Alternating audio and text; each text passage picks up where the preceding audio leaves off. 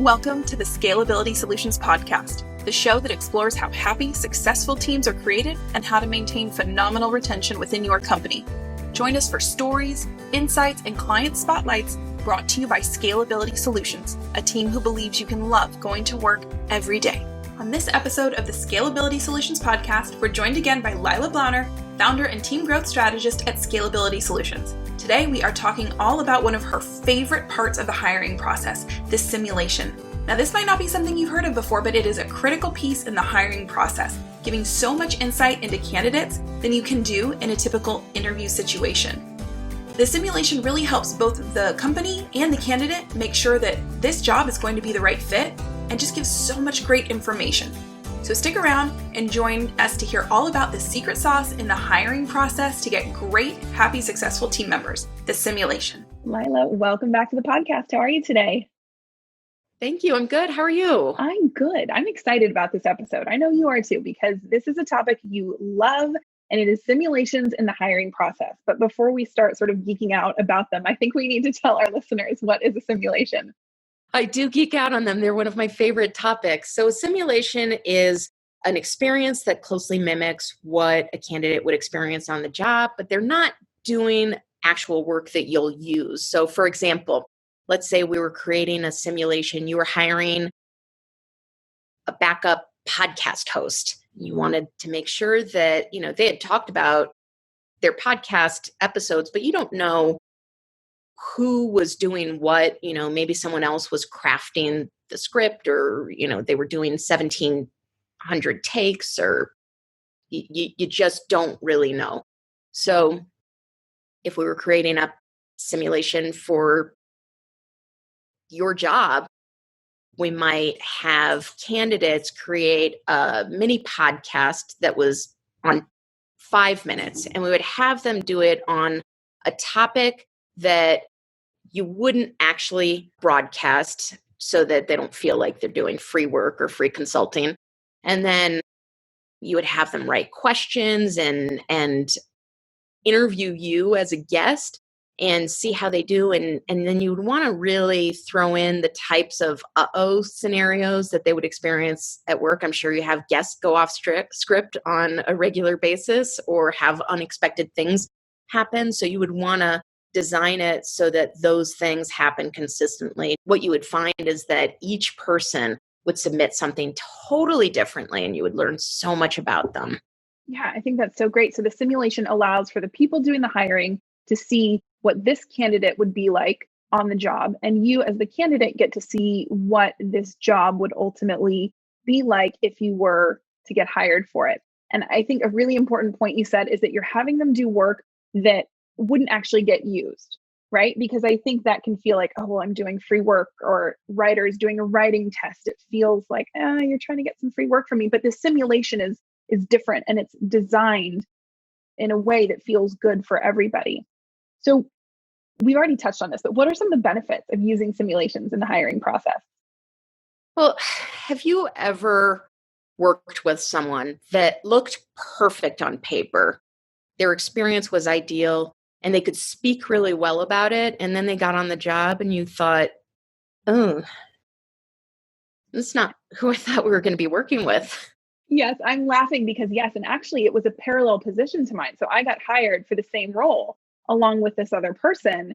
And I thought, how did this person get hired? And then I started questioning myself, because I'm like, well, if they got hired and I got hired, I don't know. And thankfully it worked out for me in the position. I was there very long term. This individual, they kind of realized who they were on paper was not who they were in action. So yeah, I can definitely relate. I think everyone is probably nodding their heads of either having hired a person like that or worked with a person like that, unfortunately. Unfortunately, yeah. I've asked that question a lot, and I think it's very unfortunate that most people can totally relate when I ask that. So, that's one of the big reasons. For the right candidate, it really gives them an opportunity to showcase their skills. And, another question on the flip side is, have you ever started a job and you thought you knew what you were getting into, and then it was totally different than what you thought you were signing up for? That it really allows candidates to make a very informed decision about where they're going to work. And a really well-designed simulation, a big benefit, it allows you to widen your candidate pool, because if you design it right, you can see both learning aptitude and the real core skills and qualities. And I've had lots of times, and we'll talk about this later, I'm sure, but I've had lots of times where someone with all the right skills and qualities totally outperformed someone who had been doing the actual job. So those are important. And then it just allows you to learn so much about a candidate, not just because again, if you design it right, it's not like a pass-fail test where you're looking at just the skills. You also get to learn about how they show up. So before the simulation even starts, we're usually doing an intro call, for example. And I can tell so much before they've actually even started doing anything. I either know that they really need to be spoon-fed and need to repeat the same thing, need to have the same instructions repeated, and just don't capture verbal instructions for in ways that other candidates do. Or, they might say they have no questions and not clarify what they think their understanding of the instructions are, and then do everything wrong. And that tells you a lot about how they might show up on the job. Definitely. So yeah, these simulations are helpful for the company doing the hiring as well as the candidates, so that the company can learn a lot about the potential candidates, and the candidates can see this is what it would be like to be on the job. And you said something there that I love, is that it can kind of widen that candidate pool and allow people who might not seem like a fit to actually come through as a good fit in this process. But I've gone through a number of hiring experiences, and I've never had what I would call a simulation. Why aren't these common in a hiring process? Well, a lot of people just haven't thought about it or don't realize it's a possibility. And then when they do hear about it, I've worked with so many companies on simulations, and they're always really excited about the concept. They think, oh, this is so great, but I don't see how we could do it for this particular position. And there's never been a position, and I've worked on some really odd positions. There's never been a position at any level, C-level to $13 an hour level, where you can't create some sort of simulation. Interesting. Now, do simulations change when you're hiring for remote positions? I think especially in today's world, there's a lot of people who are hiring for non-face-to-face. I won't ever physically be in the same space with you. So how might that change? Yeah. And I myself hire for remote positions all the time. So I do have that on my mind. There's certain things that are really important for people that work remote. Can they proactively communicate? Generally people that are really good at that haven't had a lot of micromanagement in their past. Can they focus productively, or are there a ton of distractions? Can they work autonomously?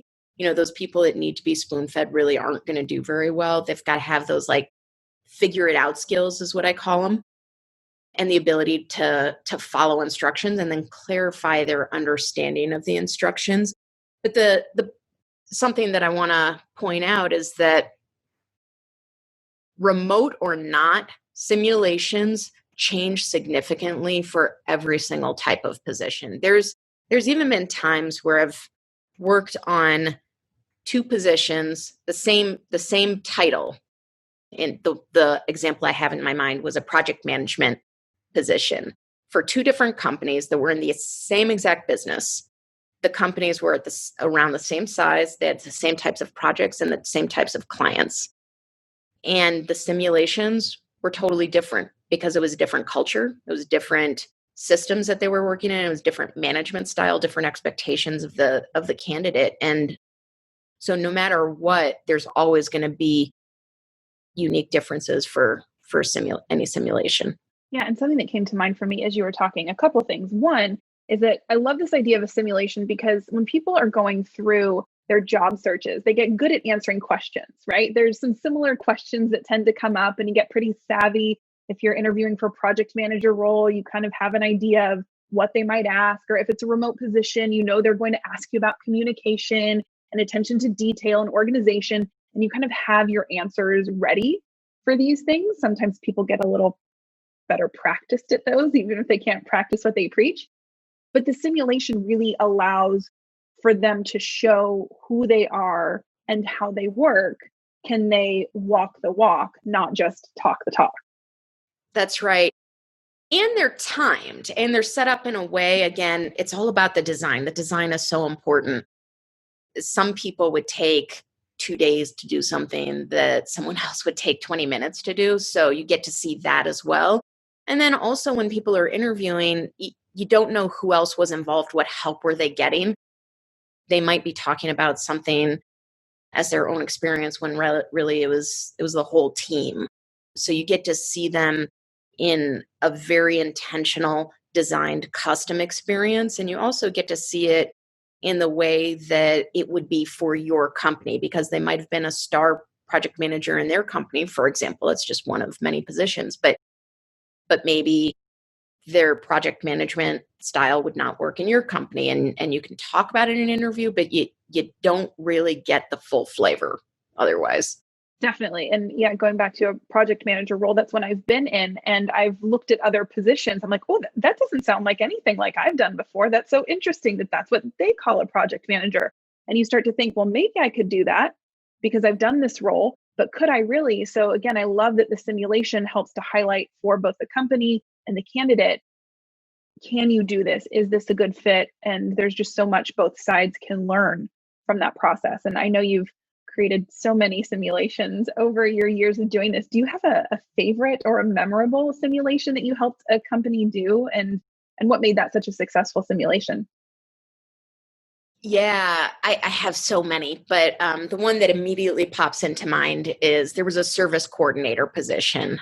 And this is someone that coordinated field techs. She had to, or the person in this role needed to talk to clients. They didn't need to be technical, but they needed to have a strong enough technical aptitude to be able to ask the right questions so they get the right information to set up their technicians for success. And then they needed to have all the strong organizational chops to be able to handle all the logistics and problem solving and the people skills to handle customers that were really freaking out. And so we had two finalists. The first finalist, and we were really torn about both finalists. The first finalist had 7 years of experience in a company that was almost exactly the same geographical area, same size, same projects, same types of clients, the same position. The job postings for both would have looked the same. She performed terribly. So as an example, she didn't ask any probing questions, even though she had been kind of coached to do so.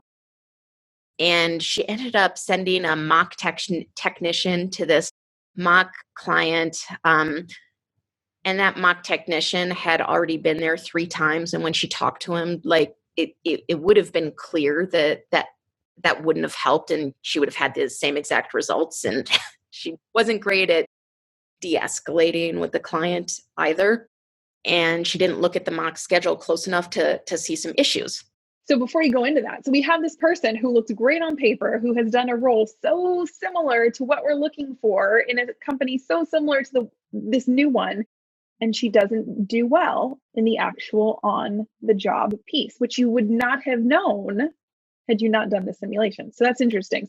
Yeah, and that client had actually I hadn't interviewed her, or maybe I did. I can't remember. It's been a while. He sent her to me for a simulation. Like I said, sometimes we do the full thing and sometimes just pieces. But I know he was really excited about her from the interview. And from what I did speak to her, she did sound like she said all the right stuff. Right. Yeah, it's so interesting. So that's why, again, these simulations can be so helpful. So what about, there was another candidate in this scenario. Tell us about her. There was, and she did not look like the winner on paper.